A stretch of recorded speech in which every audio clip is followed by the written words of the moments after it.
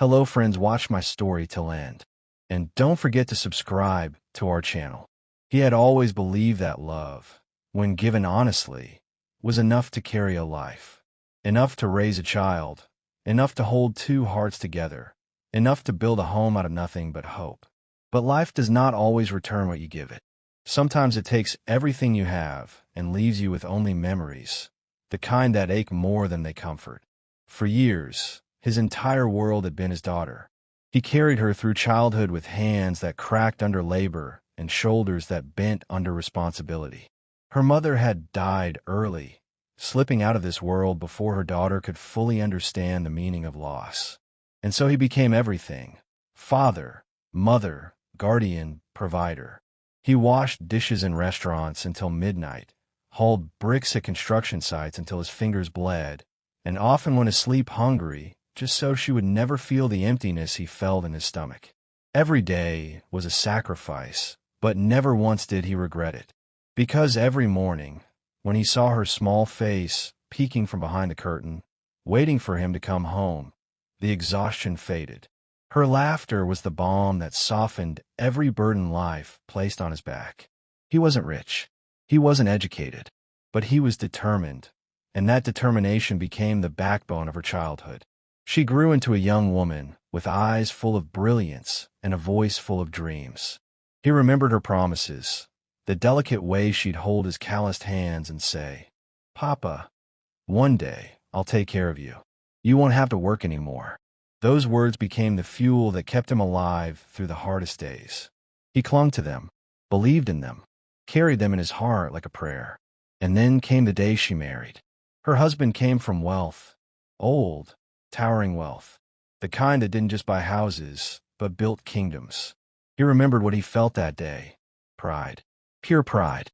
For the first time in his life, he thought fate had finally rewarded him. He imagined her living in comfort, walking across polished floors, waking up in a room filled with sunlight instead of crumbling walls. He imagined her having everything he could never give her. But comfort can distort people.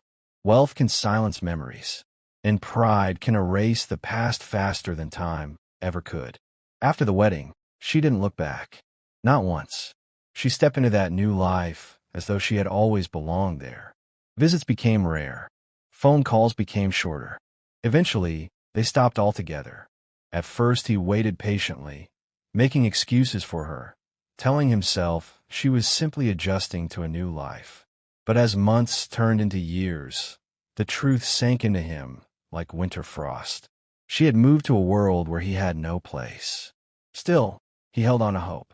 Every evening, he sat beside the single window of his decaying house, the same window through which she used to wave at him as a child, hoping he'd hear her voice, hoping she'd call and say she missed him. But night after night, the silence swallowed him whole. Not even a message. Not even a single question. "Papa, are you eating well?" Once, he gathered the courage to visit her mansion. He wore the shirt he had worn at her wedding, washed, ironed, faded with time, but still holding the memory of pride. He walked with fragile excitement, imagining her face softening when she saw him, imagining her embracing him the way she used to as a little girl. But reality did not welcome him with arms. It slammed the door in his face. The guard at the gate looked him up and down, confusion turning into disdain. "Servants aren't allowed inside," he said flatly. He swallowed hard. I'm her father." The guard laughed. Actually laughed. As though the idea itself was ridiculous. As though a man in worn-out shoes and trembling hands could never have given life to the woman who lived behind those golden doors. The humiliation seeped deep into his bones. He stood there for minutes, gripping the railing, trying to call out her name, but no sound escaped his throat. The courage that had taken him days to gather evaporated in seconds. He returned home slowly that night, each step heavier than the last. It felt like he was walking back into his grave. Time wore him down. His hair grayed, his body weakened, his house crumbled. The neighbors spoke of her sometimes, how she appeared in magazines, how she attended charity events dressed in expensive silks, how she spoke about helping the less fortunate. He would smile sadly, because the less fortunate she spoke of, wasn't that him? The man who had lived on bread and water just to buy her books? The man who had endured storms just to keep her warm? She wasn't just forgetting him. She was rewriting her life without him. Years later, fate played a cruel trick on him. He heard whispers of the market, a grand mansion rising near the hill, owned by a powerful businessman, her husband. She had returned to the same region where he lived. So close, so unbearably close. That night, sleep did not visit him. His mind replayed memories he had tried to bury. Her laughter, her tiny fingers wrapped around his scarred hand, the sound of her footsteps echoing in their old house. He wondered if she had children now, if she still smiled the same way she used to, if she ever thought of him. But he knew she didn't. People don't remember what they throw away. And yet, something inside him refused to let go. He spent weeks thinking, pacing, aging. His heart tugged at him. Go see her, even from a distance, even if she doesn't know you. Just one glimpse. Well, he learned that the mansion was hiring staff, cleaners, cooks, gardeners. Something inside him awakened. A final spark. Maybe this was divine mercy, a chance to be near her again, even if he had to hide his own name to do it. He showed up at the gate early, wearing the only clothes he had left. The house manager interviewed him briskly. Can you clean? Yes. Can you take orders? Yes. His voice trembled with desperation, but she didn't notice. When she finally asked for his name, he froze. He couldn't say it. His real name was too dangerous. It carried his entire life with her. So he lied. He chose a random name, a borrowed identity. And just like that, he entered her home not as her father, but as her servant. The first time he stepped inside, he felt his breath falter. The mansion glowed with a brilliance that mocked the poverty of his past. Marble floors gleamed like frozen rivers. Paintings towered on the walls. Chandeliers dripped gold. Everything looked untouched by hardship, a world fit for royalty. And then, she appeared, descending the staircase like she was walking out of a magazine cover. Elegant, unreachable, cold. Her face was the same, yet completely different. The innocence replaced by calculated poise, the warmth replaced by distance. She glanced at him for barely a second, then looked away. That single moment shattered him. She had once run in his arms after school, eating sweets he bought with borrowed coins. Now she walked right past him like he didn't exist. Day after day, he worked silently. He cleaned the floor she stepped on, washed the plates she ate from, polished the glass she touched. He memorized the sound of her footsteps, the tone of her voice, the rhythm of her laughter, hoping to find traces of the child he once knew. But there were none. Just a stranger wearing his daughter's face. In the servant quarters at night, he stared at her childhood photo hidden in his bag. The little girl with ribbons in her hair. The girl who once kissed the scar on his hand. He would whisper to the photo, "You look happy, my child." His tears fell quietly. He was careful not to make a sound. After all, servants were not supposed to feel. He thought he could endure anything as long as he could see her. He believed he could bury his identity forever, that he could survive being invisible. But pain has a way of rising, and silence has a limit. Still, he told himself a lie every morning. One day, she will look at me long enough to remember. But love, even the purest kind, breaks when ignored long enough. He did not know it yet, but he was walking toward the moment that would shatter both their lives. The moment when truth, buried for years, would claw its way back to the surface. The moment when the father she had forgotten would finally be seen. The moment when silence would burn loud enough to destroy everything. And all of it began with a single scar waiting to be recognized. In the mansion, dawn didn't arrive gently. It struck, sharp, cold, demanding. Long before the rest of the house stirred, he would wake to the dull clang of the kitchen bell, a sound that felt less like a call to work and more like a reminder of who he had become. His bones protested each morning as he pushed himself off the thin mattress in the tiny servant's room tucked behind the kitchen. The walls were damp, the fan creaked, and the single bulb flickered as if struggling to stay alive. Sometimes he wondered if the room looked exactly like he felt, dim, worn, and quietly breaking. But he never complained. He would rise, stretch his aching back, and wash his face with cold water. His hands were already rough and swollen from scrubbing marble floors and carrying water buckets, but he welcomed the sting. It kept him awake. He worked silently through the early hours, sweeping the long corridors, wiping mirrors until his own tired reflection stared back at him like a stranger, dusting giant chandeliers that had never known the taste of poverty. He knew this house better than his own heartbeat. He learned where the marble cracked, where the tiles squeaked, where her footsteps echoed the loudest. Every corner whispered memories he couldn't share. Every surface he cleaned reminded him of the child who once danced barefoot on simple cement floors. He ironed the tablecloths with trembling hands, arranged the dining table with perfect precision, and polished cutlery until it shone like a new moon. The house demanded perfection, and he delivered it, not for the salary, not for survival, but for her. Every morning during breakfast, he would stand in the far corner of the dining room, motionless, waiting quietly for instructions. His daughter, the woman he had raised with more love than breath, would sit at the head of the table, elegant and detached. Sometimes she would glance in his direction without really seeing him. Her eyes slid past him like wind brushing against a shut window. The first time she spoke to him, it felt like a storm inside his chest. "Clean that properly," she had said. Not unkind, not kind either, just indifferent. A tone she reserved for staff. He bowed slightly, the way servants were expected to. His heart didn't bow with him, but it cracked a little more. She didn't hear the way his breath trembled when she walked past him.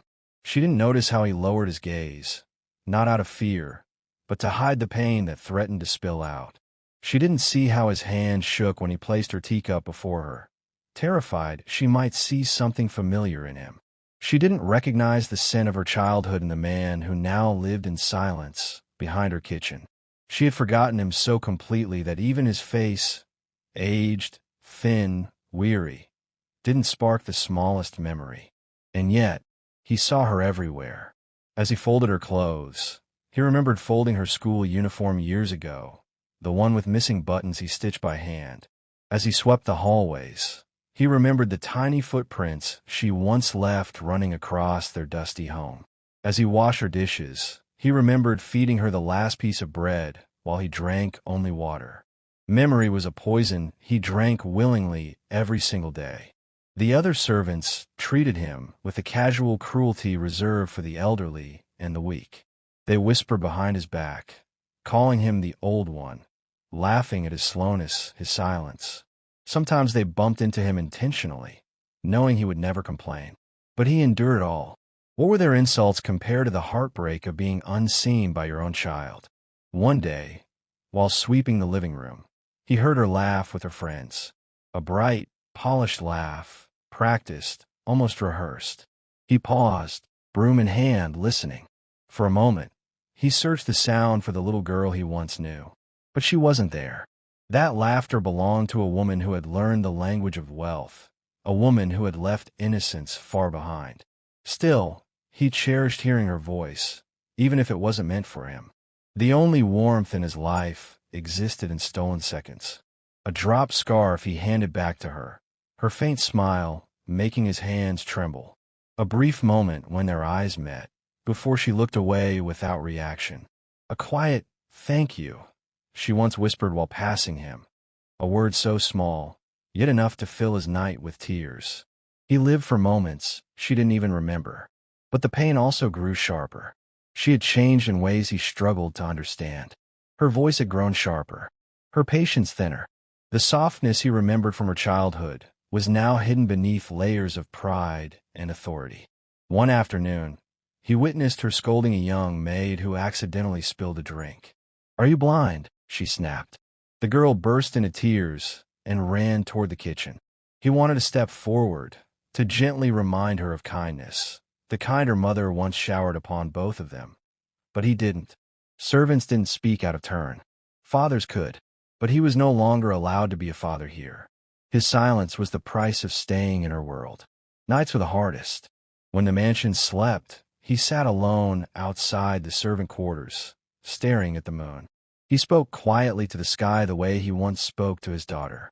He imagined her mother sitting among the stars, watching everything unfold. "She's safe," he'd whisper. "I'm near her. That's enough." But each night, the words became harder to say. Some evenings, he found her watching him from a distance, not with recognition, but with a strange curiosity, as if something about him tugged at a forgotten memory. Those moments made his heart race with hope. But the next day, she would walk past him again without a glance. Hope faded as quickly as it came. The humiliation grew heavier with time. During lunch, her husband would sometimes make comments that stung more than insults. "These old workers are so slow." He'd sigh while he stood behind them with a tray. "We should get younger staff." His daughter would laugh. Laugh. Her laughter felt like a punch straight through his heart. Every evening, he returned to the small, dark room behind the mansion, carrying wounds that had no bandages. He whispered to her childhood photograph, trying to keep himself from breaking completely. One night, while lying in the cold quiet, he took out the photo once again. She was small, smiling widely, her tiny hands resting on his scarred fingers. He swallowed a tear. The scar, that long, twisted mark on his hand, still burned with memory. He remembered the night of the fire, as if it were happening again. The smoke, her screams, the flames closing in, his body shielding her as the burning beam collapsed onto him. The searing pain, the smell of his own skin burning, her tiny arms clinging to him, her terrified sobs buried in his shoulder. He had saved her that night, and that scar had saved her countless times since. She used to kiss it every morning. "My brave papa," she'd whisper. But now, she didn't even see it. Sometimes, while cleaning, he heard her humming an old tune, the same lullaby her mother used to sing. He wondered if she remembered where it came from. But she never spoke of her mother. Perhaps she had buried that pain, just as she buried him. Sleep rarely came to him. His mind was crowded with memories imprinted too deeply to forget. He dreamed of her, not this proud, distant woman, but the little girl who ran to him every evening screaming "Papa," with joy that could fill oceans. He'd wake with a smile, then remember where he was. A servant, invisible, forgotten. Each morning, he folded the photograph back into his pocket like returning his heart to a coffin. He didn't know how much longer he could survive this life, but he kept going. Love was his fuel, his curse, his burden, his only reason to stay. But even love has limits. The truth was coming for him, a truth sealed in a decade-old scar, a truth waiting for one moment, one mistake, one crack in the silence to burst free. And when it did, it would not whisper. It would destroy. That night carried an uneasiness he couldn't name. The air inside the mansion felt heavier, thick with perfume and expectation. Her husband had invited important guests, wealthy men whose voices filled the halls like rolling thunder. Laughter echoed off the marble walls, glasses clinked, and the scent of expensive food drifted through every room. The house buzzed with life, with noise, with pride. But inside him, everything was trembling. He hadn't eaten properly in days. His body was weaker than usual. Still, he moved quietly through the corridors, arranging plates, aligning spoons, folding napkins with hands that no longer obeyed him smoothly. He wanted everything to be perfect for her. He always did, even in silence. He loved her more fiercely than anyone in that house could ever understand. As the dinner progressed, he stood in the corner of the dining hall, waiting for his cue to serve the tea. The lights glittered above like frozen stars. Her laughter floated through the room, sharp, polished, practiced. She was hosting, glowing, shining in the center of her world. A world he once dreamed of giving her. But now, he only watched her from the shadows, a silhouette fading under the weight of years. Finally, the signal came. He lifted the tray of fresh teacups. Each cup was arranged perfectly, the liquid filled to the exact level she preferred. He steadied his breathing, tightened his grip, and walked toward the table. But the weight felt wrong today, too heavy, too unbalanced. As he stepped closer, one of the guests shifted suddenly, brushing against him. It was a small movement, barely noticeable to anyone else. But to him, it was everything. The tray tilted. The cups rattled. Hot tea sloshed dangerously along the rims. And then, a single cup slipped. Time broke. The cup hit the edge of the table, spun once, and shattered on the floor with a sharp, violent crack. Hot tea splashed across the marble, dripping in long, thin lines like spilled blood. A silence sliced through the room, cutting off all laughter mid-breath. All eyes turned to him. He froze. The tray trembled in his hands. His knees weakened. His throat tightened until no air could pass. He bent down quickly to clean the mess, hands shaking uncontrollably. His knees pressed into the cold marble. He tried to gather the broken pieces, but they kept slipping from his fingers. His breath came in short bursts of panic. He felt her before he saw her. Her presence fell over him like a shadow. He didn't have to look up. He felt the coldness in the air change, heard the sharp inhale she always took before anger. He braced himself, hoping, praying, that maybe tonight she would show mercy. She didn't.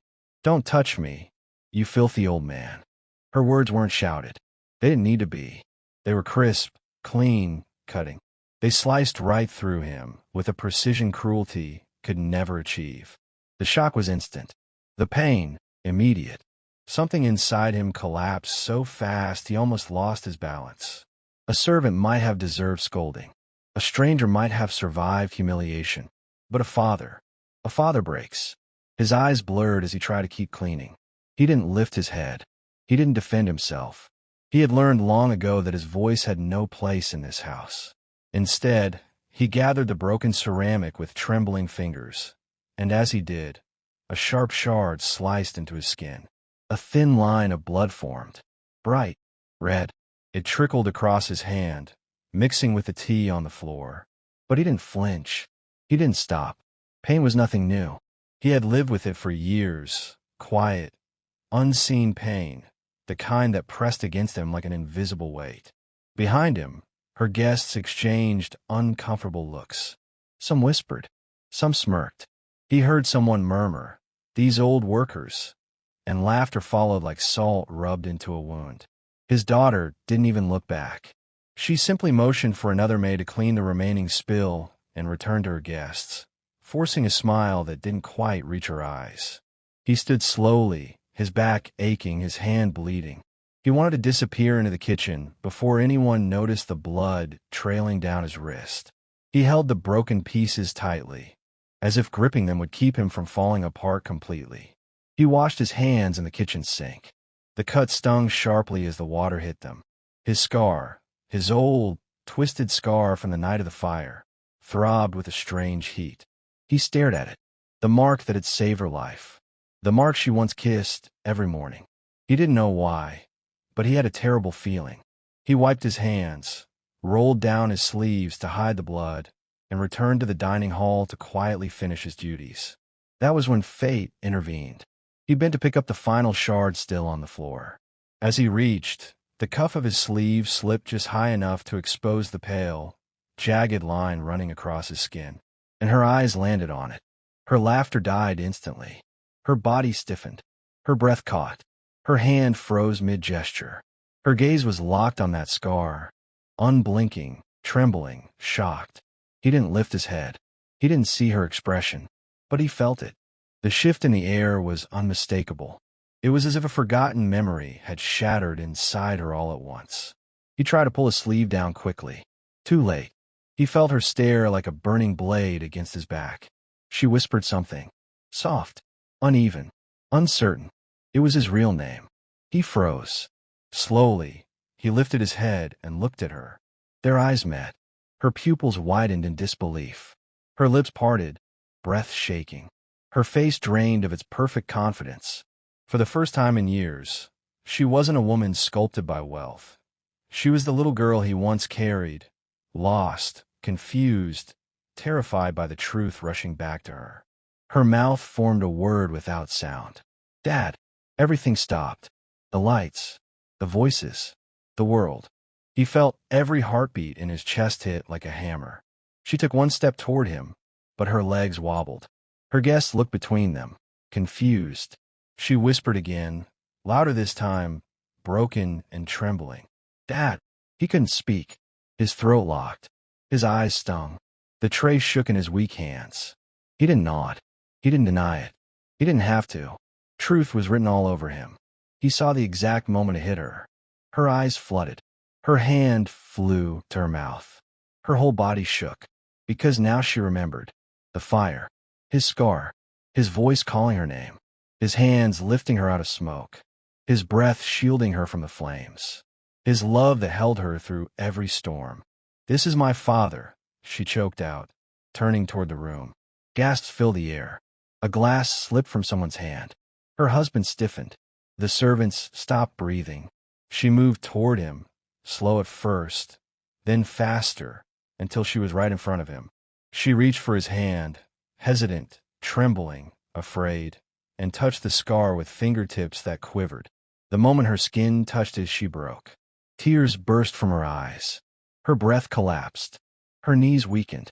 "I'm sorry," she whispered, choking on every syllable. "Papa, I didn't know. I didn't know. I didn't." Her voice dissolved into sobs. He should have comforted her.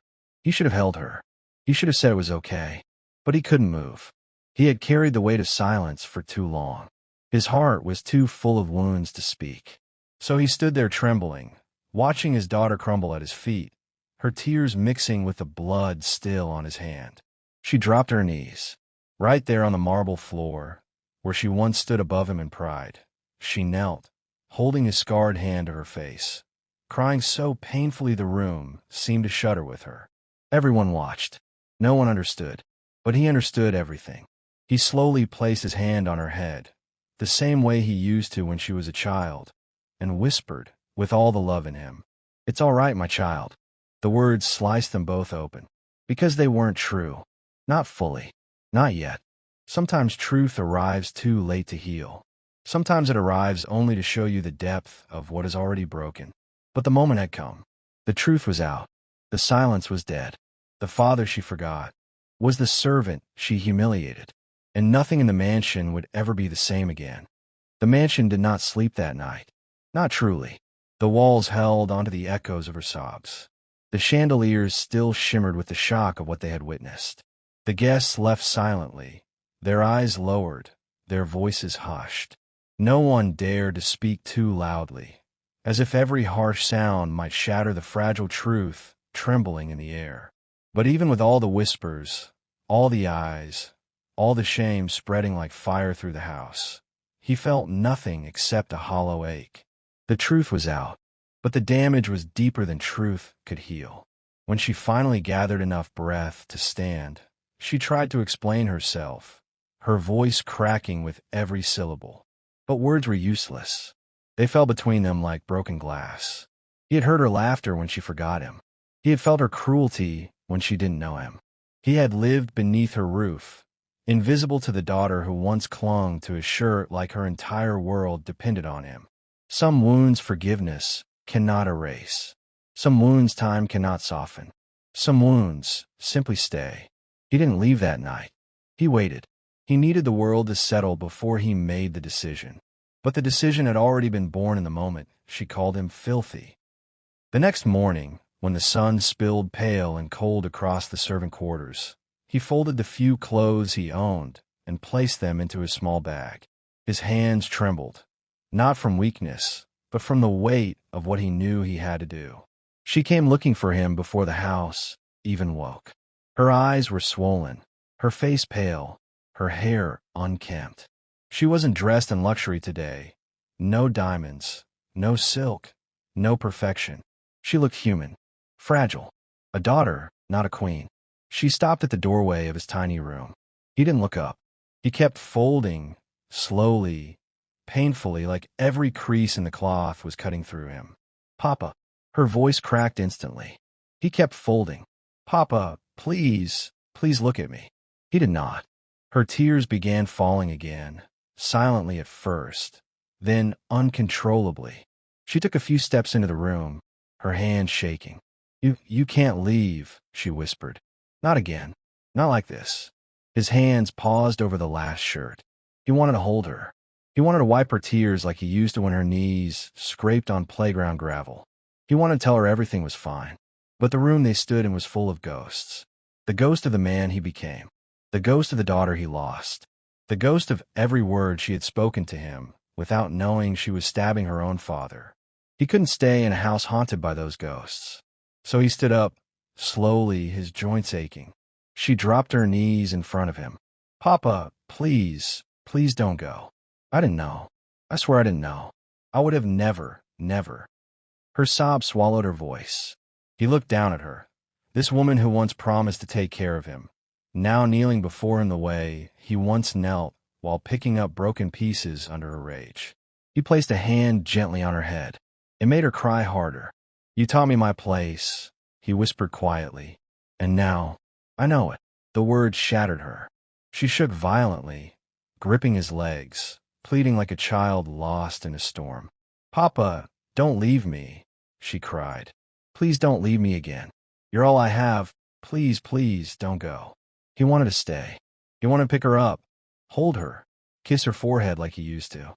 But love, real love, doesn't chain people to guilt. He gently lifted her hands off his legs. Her sobs echoed against the walls. He stepped around her, walking slowly toward the door.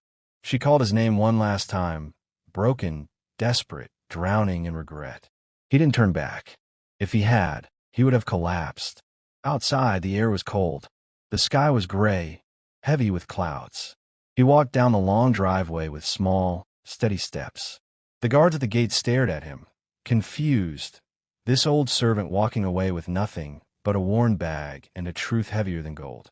Behind him, the mansion stood silent. Behind him, her cries trembled in the air. Behind him, the life he had carried for decades faded with each step. He didn't know where he was going. He merely knew he could not stay. After hours of walking, he reached the old part of town, where the streets still carried the scent of childhood and dust. He rented a tiny room above a repair shop. One bed, one window, one chair. It was enough. It was peace. Days turned into weeks. Weeks blurred into months. He built a small life again, quiet, simple. He fixed shoes for neighborhood children. He stitched torn clothes for families who couldn't afford new ones. They called him Grandpa, brought him food, helped him carry things. Small kindnesses bloomed around him like flowers in dry soil. He missed her every single day. But missing someone is easier than being forgotten by them. Sometimes he imagined she might appear at his door, hair tied back, eyes soft, voice small like when she was little.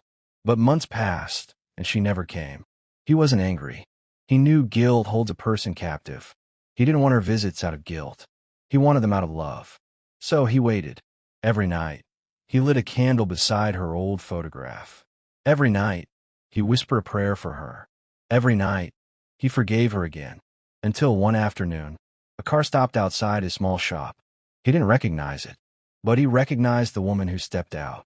No diamonds, no servants, no pride, just simple clothes, bare face, trembling hands holding flowers. She walked toward him slowly, like approaching a memory she was afraid might disappear. He stood frozen. When she reached him, she said just one word, "Papa," not sharp, not distant, not broken by pride. It was soft. It was trembling. It was hers. His little girl's voice, buried under years of silence, finally returning home. His eyes filled instantly. He couldn't move. He couldn't speak. She knelt in front of him, again, but not out of guilt this time. Out of love. "I found you," she whispered. "I didn't stop looking. I promise." He raised a shaking hand and touched her cheek. She leaned into his palm like she used to when she was small. They didn't speak much. Words weren't needed. She told him she sold the mansion. Said she didn't need all that wealth. Said she wanted a smaller house. One with warmth instead of marble, memories instead of mirrors. And before she left, she hugged him. Not gently, not politely, but with all the strength of a daughter who finally realized what she had lost. "I love you, Papa," she whispered into his shoulder. He closed his eyes. The world grew quiet. "I know," he whispered back, for the first time in years. He didn't cry. He smiled. because the circle of life had closed, because love had found its way back, because the father she forgot is the father she will never forget again. Sometimes life teaches through pain what comfort never could. Sometimes love must be lost to be found again. And sometimes the deepest revenge is simply being remembered. In the end, life didn't punish her. It simply let the truth sit beside her in silence until she broke under its weight. A mansion can hide shame, but it cannot erase the memory of a father who once carried a child through fire and later swept her floors just to see her breathe. Some wounds don't bleed on the skin. They bleed in the heart, slowly, quietly, until guilt becomes the only language left. He never raised his voice. He never demanded justice. His revenge was far simpler. He walked away, and in that silence, she finally heard everything she had forgotten. Love had always been his weakness, but in the end, it became the only strength that brought her back. Because sometimes, the harshest revenge is not anger, not hatred, not cruelty, but the unbearable realization of what you almost lost forever. And when she whispered, "Papa," after all those years, that was the moment she finally understood. The kind of love she had thrown away, and the kind of father she never deserved, but was blessed with anyway.